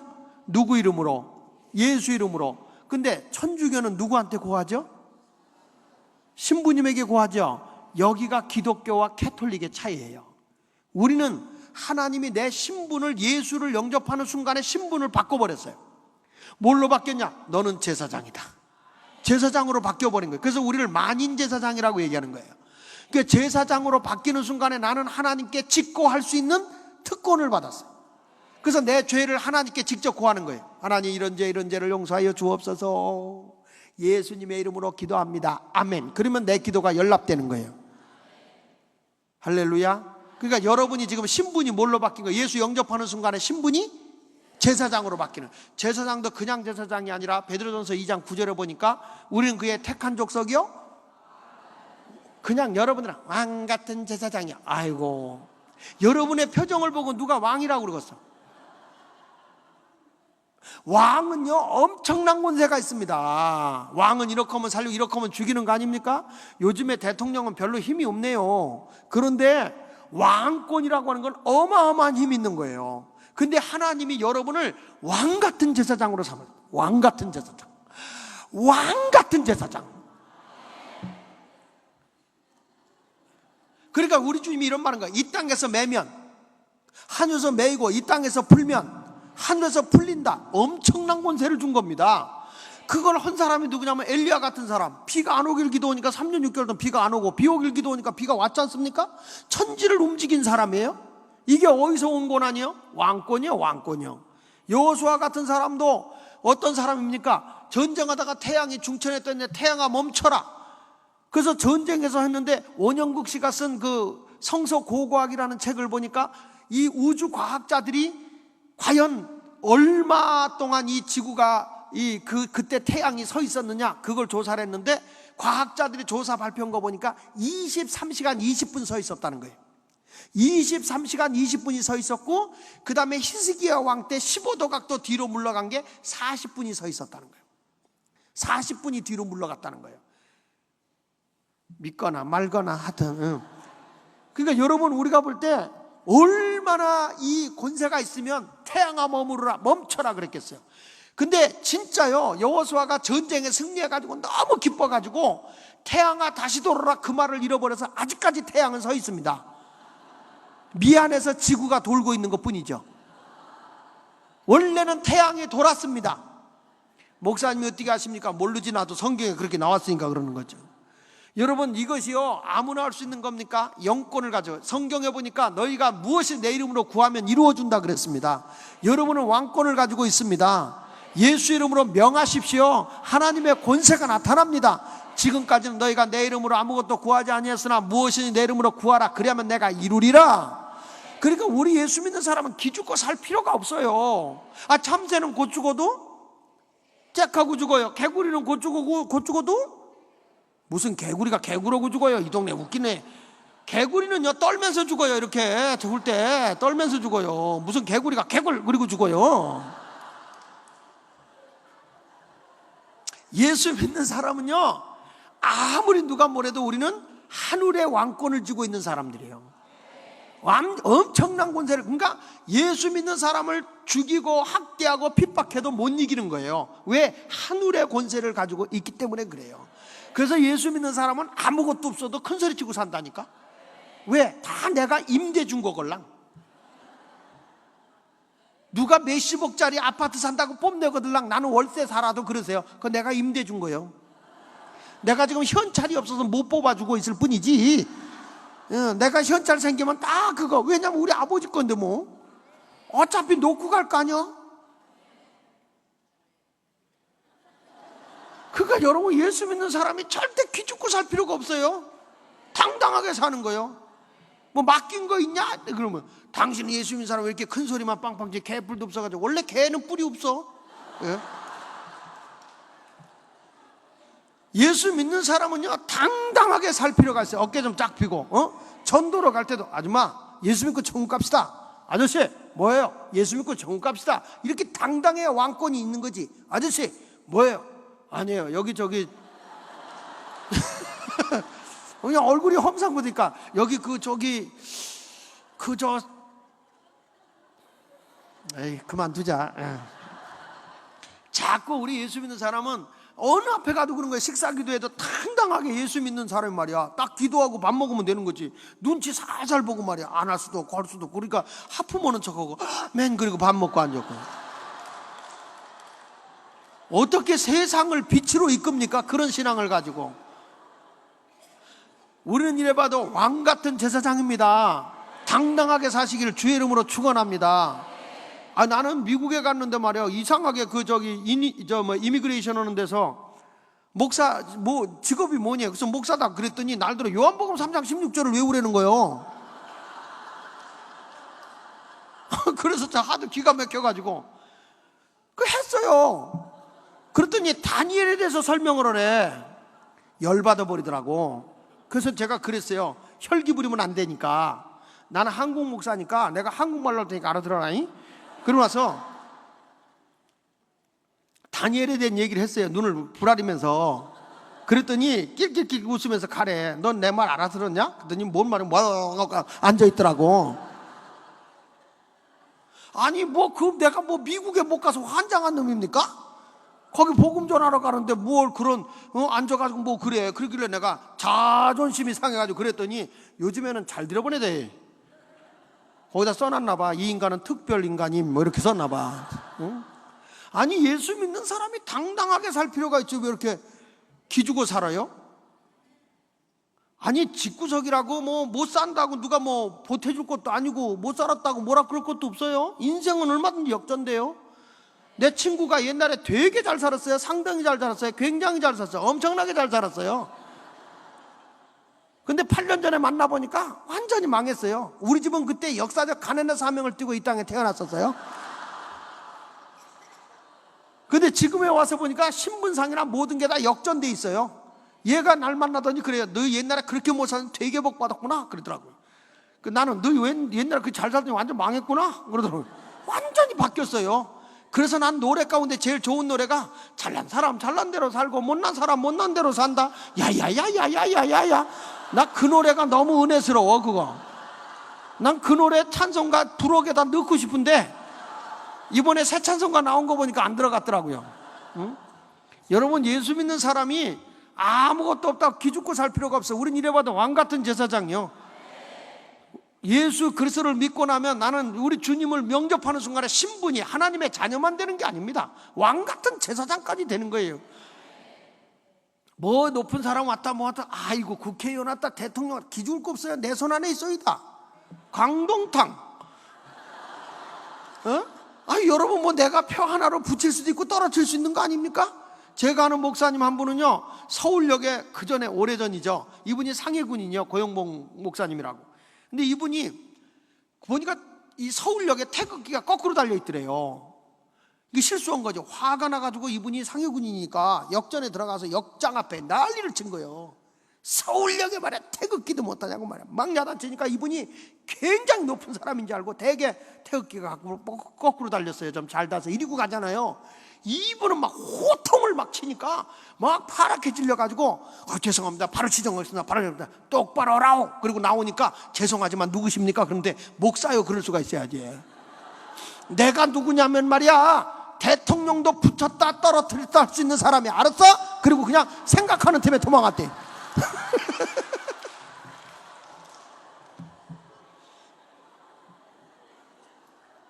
예수 믿는 사람은 오늘부터 왕같은 제사장입니다. 할렐루야. 그러니까 이렇게 예수 믿어서 왕같은 제사장만 된 것도 감사한데요, 거기 20절에 보니까 시작. 그 길은 우리를 위하여 휘장 가운데 열어놓으신 새롭고 산 길을 휘장한 것 저의 육체니라. 다시 한번 꼬박꼬박 읽어보세요. 시작. 그 길은 우리를 위하여 휘장 가운데 열어놓으신 새롭고 산 길을 휘장한 것 저의 육체니라. 이게 무슨 얘기냐면요, 성소와 지성소 사이에 휘장이 쳐져 있었잖아요. 그 지성소에는 대제사장이 들어갑니다. 그 대제사장이 들어가는 건데 지금의 대제사장은 누구냐면 예수님이란 말이에요. 예수님이 가 계신 곳이, 대제사장이 가 계신 곳이 지성소인데 지금으로 말하면 천국이에요. 그런데 예수님이 십자가에 못 박혀 돌아가실 때 그 성소와 지성소 사이에 가로막혀 있는 휘장을 쫙 찢어놨어요. 저는요 아멘할 때까지 찢어요. 아니 그냥 찢을 때 아멘하세요. 아무 때나 아멘하지 마시고 이렇게 가지고 이제 휘장을, 주님이 십자가 못 박혀 돌아가실 때 이 휘장을 쫙 찢었어요. 이게 무슨 얘기냐면 성소와 지성소를 하나로 묶어버린 거예요. 내가 왕같은 제사장이 돼서 성소에 딱 들어갔더니 어디까지 길을 열어놓으신 거예요? 천국 가는 길까지 열어놓은 거예요. 그래서 우리가 예수를 믿어서 내가 왕같은 제사장과 하나님의 자녀만 되는 게 아니라 성소에 딱 들어가 봤더니 지성소까지 들어갈 수 있는 길을 주님이 열어놓으셔서 천국 가는 길이 열려진 거예요. 그래서 복음 찬송가에 보면은 전국은 내 것일세, 전국은 내 것일세, 구세주의 보혈로서 천국은 내 것일세, 내 것일세, 천국만은 구세주의 보혈로서 항상 이기네. 예수를 믿고 난 결과로 어디까지 길이 열리냐? 천국 가는 길이 열린 거예요. 사도 바울이 이 비밀을 깨달은 거예요. 그가 다메섹에서 예수를 만나고 그가 또한 3층 천을 갔다 오는 그런 놀라운 영적 경험을 통해서 천국 문이 열린 거예요. 이 사람이 내가 죽어도 천국에 가서 눈이 떠야진다는 그 비밀을 알고 보니까 예수 그리스도가 얼마나 존귀하고 고상한지, 자기가 가지고 있는 모든 것은 거기에 비하면 배설물과 같더라. 그래서 자기는 세상의 모든 걸 다 예수의 고상함과 천국을 바라보니 다 배설물과 같다는 거예요. 나는 그래서 모든 것을 배설물같이 버렸다. 배설물이란 고상한 말로 배설물이에요. 원색적인 말로 쓰면 한 글자로 써야 돼요. 쌍디귿으로 써야 돼요. 뭐지요?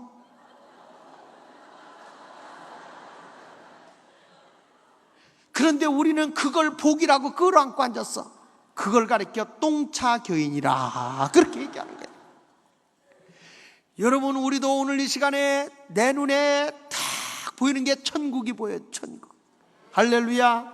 그러니까 바울이 내가 죽어도 천국에 가서 눈이 떠질 걸 보여지니까 너무너무 기쁘고 감격해서, 감옥에 갇혀서도 내가 천국이 보이잖아요. 핍박이 와도, 죽음이 바로 앞에 와도 찬송이 솔솔 나오면서 항상 기뻐하라, 내가 다시 말하노니 기뻐해라. 왜? 다른 사람은 죽음으로 끝난다고 두려워하겠지만 우리는 더 아름다운 세계가 있으니 항상 기뻐해라. 다시 말한다 해도 기뻐해라. 세상에 있는 사람들에게 얘기하면서 바울이 그랬잖아요. 내가 옥에 갇힌 거 외에는 다 너희가 나와 같이 되기를 원하노라. 천국의 기쁨을 맛봐야 되는 거예요. 그래서 예수를 제대로 믿는 사람은 가면서도 기쁨 충만 예수, 기쁨 충만 예수, 기쁨 충만 예수 내 맘에, 기쁨 충만 예수, 기쁨 충만 예수. 아 기쁨 충만 예수 내 맘에 아 행복 충만 예수 아 행복 충만 예수 행복 충만 예수 내 맘에 행복 충만 예수 아 행복 충만 예수 아 행복 충만 예수 내 맘에 너무 기뻐서 할렐루야 막 찬송가도 나오는 거야. 집에 가서도 황무지가 장미꽃같이 피는 것을 볼 때에 구속함에 찬송 부르며 거룩한 길 타니리 거기 거룩한 그 길에 요만큼 더 슬픈 구름 근심 걱정 구름 없으니 낮과 같이 맑고 밝은 거룩한 길 타니리 아 기쁨 충만 예수 아 기쁨 충만 예수 이리고 다녀야 돼. 이리고 할머니들은요 이가 빠져가지고 예수님이 좋은 걸 주여 어떡합니까 좋다 이러고 다녀요. 예수 믿는 사람들 보세요. 막 기뻐서 막 할머니들이 막 예배당 가는데 기뻐서 천국이 보이니까 걸어가는데도 얼마나 기뻐가는데 할머니들이 막 씩씩하게 걸어가요. 걸어가 본들 팔만 휘젓지 다리가 떨어지나요? 그래도 그냥 아니면 집사님 어디 가요?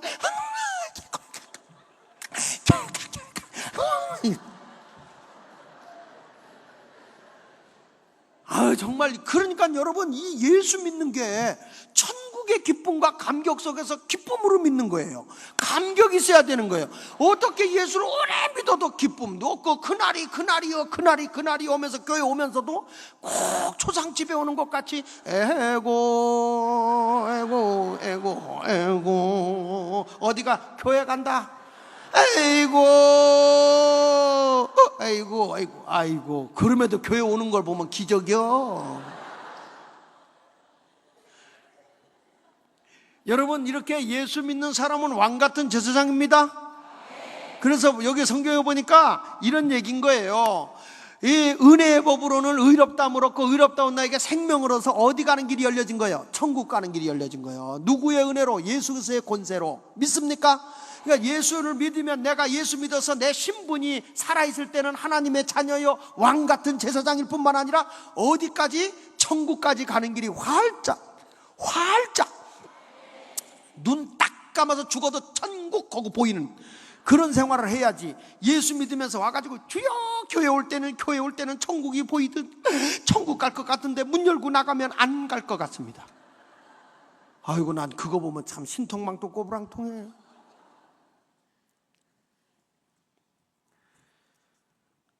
근데 아직도 여러분들 보니까 예수 믿는 기쁨이 없는 것 같아.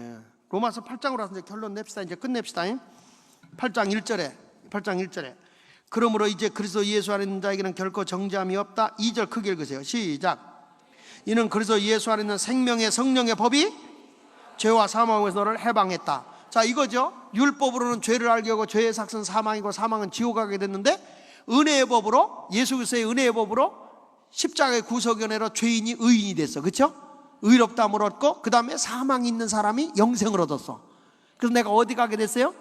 천국 가게 됐어요. 그래서 나는 완전히 이제 죄와 사망의 법에서 해방받았어요. 근데 여러분 얼굴 보면 하나도 해방받은 것 같지가 않아. 기쁨이 없는 거예요. 그냥 그렇대더라 그거예요. 그래서 좀 제가 예를 들어야 될 것 같아요. 제가 어렸을 때 아버지의 책상 위에 있는 잉크병을 장난하다가 떨어뜨려서 깨트렸어요. 그게 아버지가 상당히 아끼는 거예요. 잉크병이 하나는 검은 잉크 하나는 빨간 잉크 두 개가 들어있는 거예요. 그때 펜을 쓸 때니까. 그런데 이거 아버지가 오면 혼나는 거예요. 근데 마침 집에 누가 있었냐면 아무도 없었어요. 나밖에 없었어요. 여호와 이레였습니다. 할렐루야. 여호와 이레로다. 그래가지고 제가 그 잉크병을 뒷뜰에다 묻었습니다. 그리고 제가 다짐했습니다. 결코 내가 깼다 하지 아니하리라. 그런데 아버지가 저녁 때쯤 올 때 되니까요 두려운 거야. 아버지가 어디 가서 안 왔으면 좋겠어요. 죄는 내가 져놓고 아버지가 안 왔으면 좋겠어요. 그래서 난 그때 깨달았어요. 죄는 두려움이다. 어떤 분한테요, 예수 믿고 천국 갑시다. 천국이 어디 있어? 죽으면 끝나지. 그런 사람한테 지옥이나 가라 그래 보세요. 뭐? 이래요. 아니, 없다는 사람들이 지옥 그러면서 막 대들어요. 왜 그런지 아세요? 두려워서 그래요. 두려워서. 근데 우리 아버지가 어디 가서 안 왔으면 좋겠는데 오시더라니까요. 오셨는데 이상해요. 나는 이제 긴장하고 있는데 하루 이틀 3일이 지나갔는데도 아무 말씀을 안 하세요. 그냥 넘어가는 줄 알았어요. 나흘째 되는 날 우리 어머니가 누님 보고 야 마루 걸레질해라 그랬어요. 그때 우리 누나가 날 불러요. 부르더니 야 너 마루 걸레질해. 그때 누나 시켰잖아. 너 내 말 안 들으면 막 다 일러. 뭘? 너 임금병 깨서 뒷뜰에 묻는 거 내가 다 봤어 마.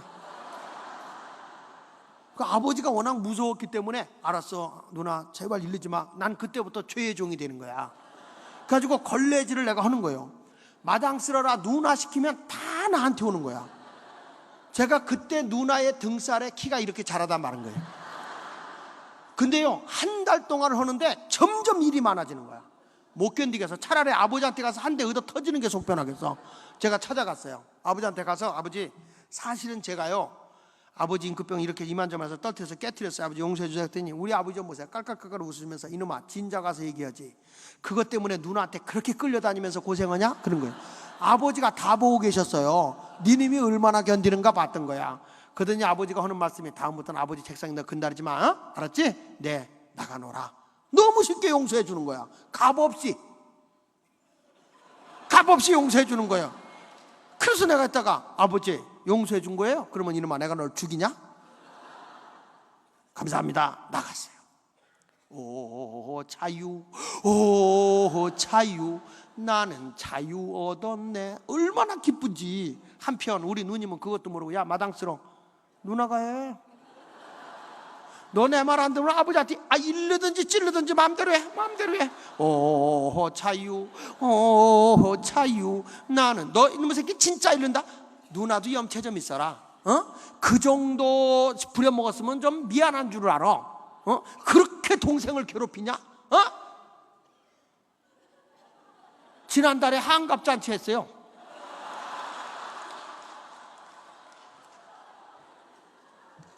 그랬더니 우리 둘이 누나하고 나하고 큰 소리가 나니까 아버지가 나오더니 우리 누나 보고 하는 얘기가 너 왜 이렇게 못된 거 배우냐? 동생의 약점을 이용해서 그렇게 괴롭히냐?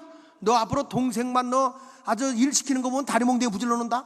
오 자유, 오 자유. 얼마나 기쁜지. 여러분 죄와 사망을 벌써 해방받았다는 거. 나는요 이 아버지 임금병에서 해방받은 것도 그렇게 기쁜데 여러분 어떻게 죄와 사망에서 해방받았다는데 해방받았대? 이러고 앉아있냔 말이야. 아이고 참, 난 예수 믿는 분들이 그런 기쁨과 감격이 없이 믿는 걸 내가 기적이라 아니할 수 없어. 그래도 어떻게 교회는 나오는지 몰라? 예? 그리고 결코 정죄함이 없어요. 사람이요 죄책이라는 게 있어요. 죄책. 그래가지고 회개하고 나서도 죄책감 때문에 또 하고 또 오고 오는 사람이 있어요. 하나님 아버지 내가 18살 때 옆집 총각하고 했사오니 아버지 용서하여 주옵소서. 그래 그러면 회개했으면 잊어버려야 되는데 또 목사가 설교하면서 철야 때 와가지고 회개하세요 그러면 하나님 아버지 18살 때 아버지 용서하여 주세요. 이 양반은 지금 그거를 28년 동안 후려먹는 거야. 그게 왜 그러냐면 주님이 내 죄를 용서해 줬다는 확신이 없어서 그래요. 제가 여러분 한번 생각해 봅시다. 우리 아버지한테 저녁에 아버지 내가 임금병 깬 거 용서해 주세요. 그러면 야 이놈 아침에 다 용서했잖아. 아 그랬죠. 그 다음 날 아침 밥 먹으려고 할 때 아버지 나 임금병 깬 거 용서해요. 너 지금 네 애비 놀리냐 지금? 응? 그리고 나서 또 저녁 때 가가지고 아버지 나 임금병 깬 거 용서하세요. 그때는 아구통을 돌려놓던지 정신과 병원을 입원시키든지 해야 되는 거야. 지금 여기도요 12명이 지금 그래요. 주님께서 이미 내 죄를 다 내가 자백하고 고백했으면 주께서 내 죄를 다 용서해 주신 거예요. 그 죄책에 얽매이지 마세요. 또 18살 때 그런 걸 왜 또 남편한테 40년이 지나간 다음에 여보 내가 18살 때 말이야 옆집 총각한테 했걸랑 그래가지고 이혼당했대. 이걸 특수등신이라 그래. 특수등신. 그러지 마시고 오늘부터 이제 완전 죄에서 자유함을 누리시고 해방을 누리며 살아가는 성도들이 되시기를 예수 이름으로 축원합니다. 할렐루야. 그리고 나서 거기 이제 4절을 좀 보세요. 이제는 완전 여러분 이제 저 보세요.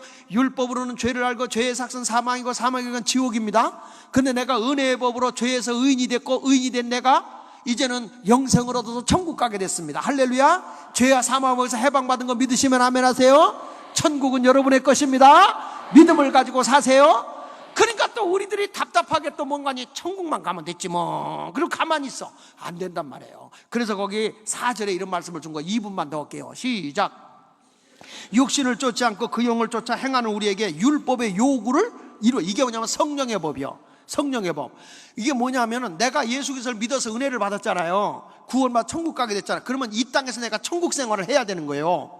죽어서 천국 가는 게 중요한 게 아니라 천국 백성이 이 땅에 살면 이 땅에서 천국을 이루어야 될 거 아닙니까? 그러기 위해서 우리 율법의 요구를 이루어드려야 돼요. 율법의 요구를 이루어드리기 위해서는 성령의 법으로, 성령은 순종의 영이거든요.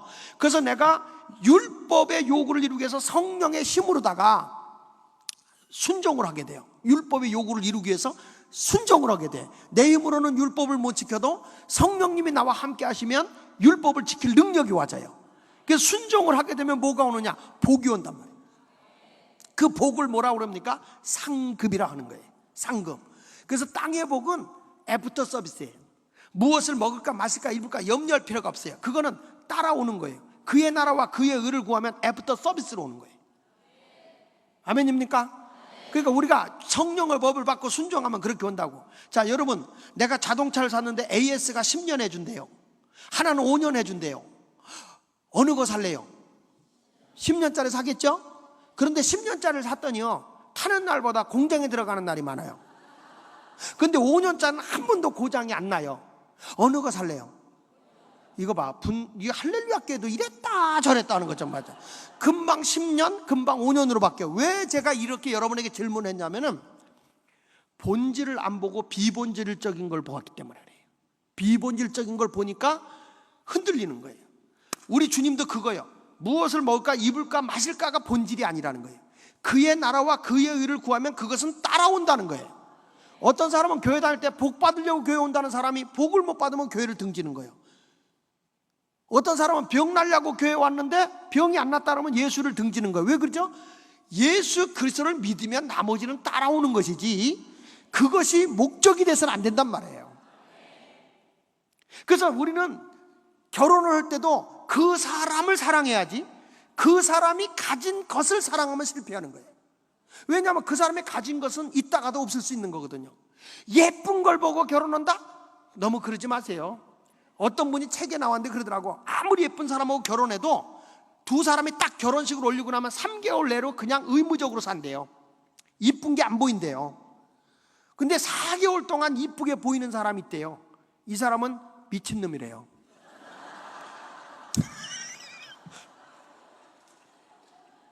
나는 여러분에게 말씀합니다. 우리는 그 사람을 사랑해야 돼요. 그 사람의 미라든지 그 사람이 가진 재산이라든지 이렇게 되면 진실이 오고 성민이 오고 헤어지듯이 이게 왜냐면 본질을 보고 그 사람을 사랑해야 되는데 인기라든지 재산이라든지 이런 거 외형적인 걸 보게 되면 실패하는 거예요. 우리도 예수님을 믿을 때 내가 성령의 법으로 하나님의 말씀에 순종하면 복이라고 하는 것은 상급으로 주어지는 것이지 그것이 목적이 되어서는 안 된다는 거예요. 할렐루야. 그래서 이번에 성령을 충만히 이 철야기도에 받으시고 말씀대로 순종하여 여러분 땅에서 약속한 복을 상급으로 받는 여러분 모두가 되시기를 예수 이름으로 축원합니다. 이상 설교는 간단히 끝났습니다. 할렐루야. 하나님께 영광 돌립니다. 우리 찬송가 194장하고 우리 한번 기도한 다음에 통성으로 기도하도록 하겠습니다. 194장입니다. 박수 치면서 우리 한번 합시다.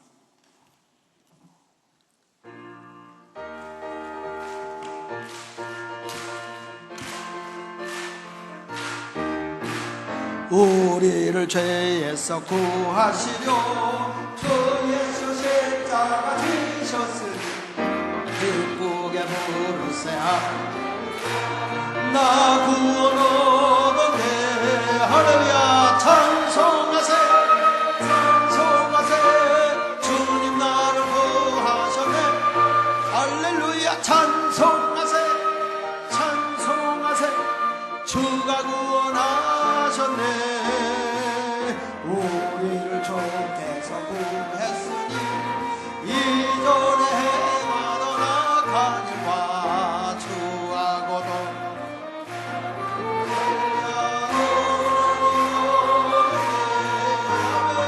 찬송하세 찬송하세. 주님 나를 구하셨네. 할렐루야. 찬송하세 찬송하세. 주가 구원하셨네. 나 지금 죄에서 사함받아 거룩한 백성이 되었으니 이것이 나를 벗을 때고 겁날 것 없겠네. 할렐루야. 찬송하세 찬송하세. 주님 나를 구하셨네. 찬송하세 찬송하세. 주가 구원. 할렐루야. 우리가 이 세상 떠날 때 예수의 손목을 굳게 잡고 영원히 주 함께 살겠네. 할렐루야. 찬송하세. 주님 나를 구하셨네. 할렐루야. 찬송하세 찬송하세. 주가 구원하.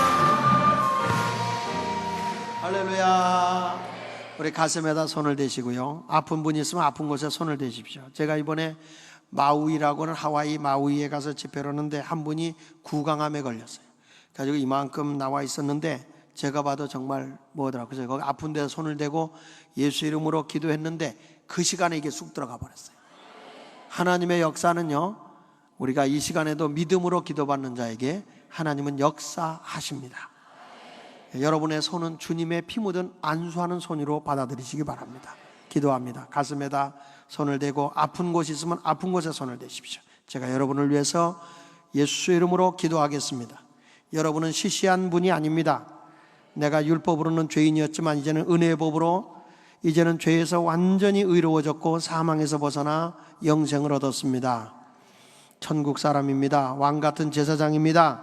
왕권을 가지고 있습니다. 명하십시오. 저주를 명하시고 질병을 명해버리시기 바랍니다. 그리고 하나님 말씀대로 순종하는 성령의 법으로 여러분이 이 땅에서 복의 주인공이 되시기를 바랍니다. 기도합니다. 하나님 아버지, 우리 하나님은 온갖 구하는 것이나 생각하는 것에 넘치게 하시는 능하신 분임을 믿습니다.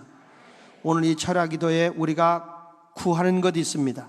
우리 마음에 생각하는 것 있습니다. 하나님, 구하는 것이나 생각하는 것에 넘치게 이 시간 응답해 주시고 채워 주옵소서. 우리가 율법으로는 사망에 이르러 지옥에 갈 수밖에 없지만은 은혜의 법으로 내가 이와 같이 하나님 귀한 의로운 사람이 되고 영생을 얻어 천국 가는 보장도 받았을 뿐만 아니라 이 땅에 살아가는 동안에 왕같은 제사장으로 나를 신분을 바꿔 주셨습니다. 이제는 힘차게 살겠습니다. 강하게 살겠습니다. 승리하며 살겠습니다. 주님, 비굴하지 않게 하여 주옵소서. 강하고 담대한 자 되게 하여 주옵소서. 하나님, 병 낫기를 위해 기도하라 하신 주여, 오늘 이 시간 예수 이름으로 명하노니 각 사람의 몸속에서 고통을 갖다주는 각종 병마야, 그것이 악성암이든지 그것이 그의 신경통, 관절염, 퇴행성 관절염, 디스크, 피부병, 모든 병마는 예수 이름으로 명하노니 떠나갈지어다. 저들의 자궁에 있는 혹까지도 치질까지도 피부병까지도 예수로 명하노라. 이 시간에 그 몸에서 떠나가라. 내가 채찍에 맞으므로 내 질고를 담당했노라. 주님의 말씀으로 모든 병마를 묶노니 그 몸에서 떠나갈지어다. 이젠 나는 왕같은 제사장이다. 하나님의 자녀다. 누구도 우리를 해할 수 없습니다. 주여, 승리하고 예수로 명함으로 승리의 삶만을 살게 하여 주옵소서. 저들의 손을 안수하시사 주의 권능이 말지어다. 온갖 구하는 것이나 생각하는 것에 넘치고 소원에 만족함이 이루어질 뿐만 아니라 저들의 강건함도 있을지어다. 우리 주 예수 그리스도의 이름으로 간절히 기도하옵나이다. 아멘. 주여 3번 하고 통성으로 크게 기도합니다. 주여, 주여, 주여. 할렐루야, 할렐루야. 살아계신 하나님 아버지시여, 힘써 기도하십시오. 나에게 왕권이 오도록 기도하십시오. 하나님, 나에게 담대함을 주옵소서. 나에게 기쁨을 주십시오. 승리의 삶만을 살게 하여 주옵소서. 저들의 모든 흑암의 세력은 예수님